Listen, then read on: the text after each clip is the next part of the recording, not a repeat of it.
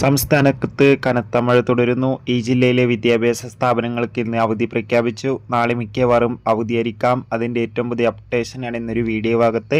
വീഡിയോയിൽ മുൻപ് video like ചെയ്യുക, ചാനൽ സബ്സ്ക്രൈബ് ചെയ്യുക.